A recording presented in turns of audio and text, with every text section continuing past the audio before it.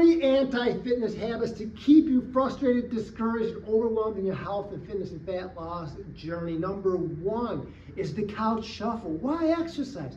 Why exercise? It's uncomfortable. I don't want to get hot and sweaty. Why exercise at all? Let's just blow off exercise. Who needs 10,000 steps a day?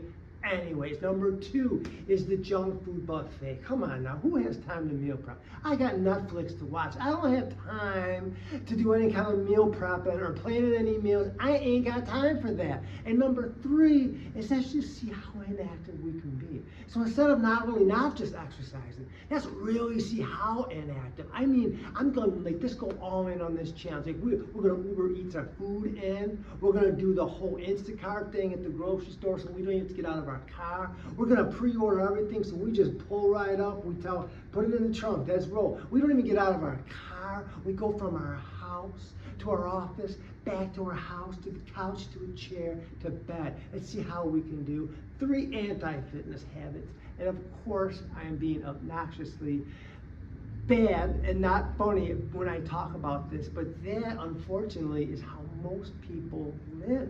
And I did the extreme, of course, but I just want you to kind of look at the inverse of that. So if that's the extreme, okay, if those are the anti-fitness habits, what if we flipped that? What if we honestly flipped that and thought, okay, that's ridiculous. Obviously, we know we need to exercise. What if we tried to go for that 10,000 steps? You know, we've heard about that for years now. And, you know, people talk about 10,000 steps. Is it continuous or throughout the day, or does it have to be in blocks? You know what? Who cares?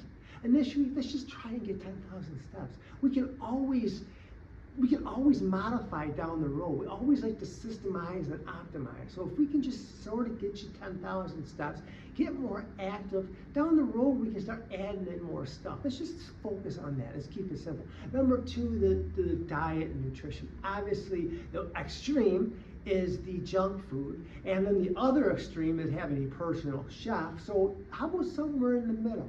How about we, I don't know, maybe like a Sunday, make a little bit of meal prep, you know, maybe plan our meals for the week. Just do a couple days so that as the work week comes, as Monday morning comes and we're off to work with our family, our career, our personal life, our professional life, and we're slapped at the end of the day to have to make meals, it's already taken care of. It's already made. We already know what we're going to give ourselves and our family, something healthy and nutritious to eat.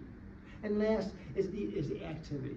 How about we just kind of increase our activity? Like, I don't know, parking further away at the grocery store or at the mall, or going for a walk after dinner, or just doing little added chores at home just to get more activity, just to burn more calories. I guarantee you this, if you follow those simple rules, and obviously no one lives a perfect life, so you have your life, you have your personal, your professional obligation, but if you just start to get extra activity, if you start to plan some meals, and if you prioritize exercise, you're going to get the results that you want.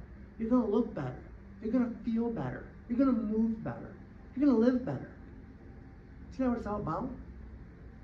I'm Brian with Life Fitness.